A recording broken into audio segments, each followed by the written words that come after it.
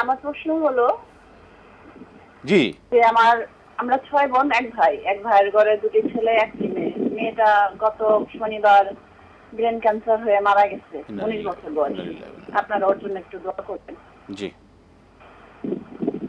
আর প্রশ্ন হলো যে 3 দিন চুলা জ্বালানো যায় না। যে রাতে মারা যায় ওই বাড়িতে যদি কেউ থাকে তাহলে 4 দিন পর্যন্ত থাকতে হয়। তারপরে 4 দিনের মিলাদ, 40 এইগুলি সম্বন্ধে যদি একটু বলতেন। প্রিয় বোন প্রশ্ন করেছেন ওনাদের 6 ভাই এবং এক বোনের 6 বোন এবং এক ভাই, এবং সেই ভাইয়ের মেয়েটা ব্রেন ক্যান্সার ইন্তেকাল করেছেন। ইন্না লিল্লাহি ওয়া ইন্না ইলাইহি রাজিউন।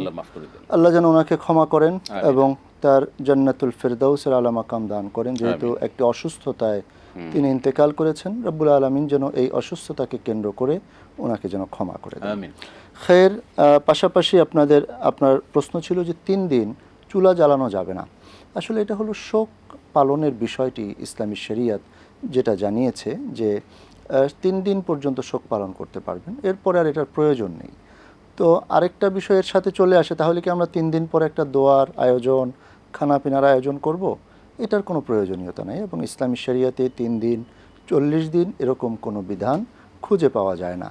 বরং ওই মৃত ব্যক্তির আত্মীয় স্বজন ওনারা সবসময় তার জন্য দোয়া করবেন, এবং যদি সেই মানে মৃত ব্যক্তি ছোট্ট শিশু হয়, বাচ্চা হয়, তার উসিলাও কিন্তু পিতামাতার নাজাতের একটা অনেক বড় সুযোগ চলে আসে।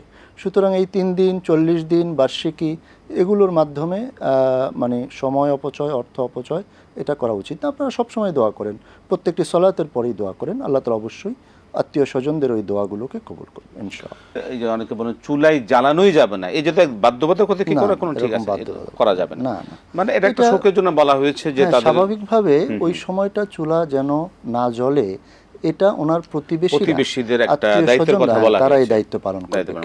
কারণ ওনাদের এখন আত্মীয় স্বজন চলে গেছেন, ওনারা শোকে কাতর। হ্যাঁ, এই সময়টা যেন তাদের রান্না বান্না এবং অন্য কাজে সময় দিতে না হয়, কারণ তখন তো আয় রোজগারের বিষয় আছে।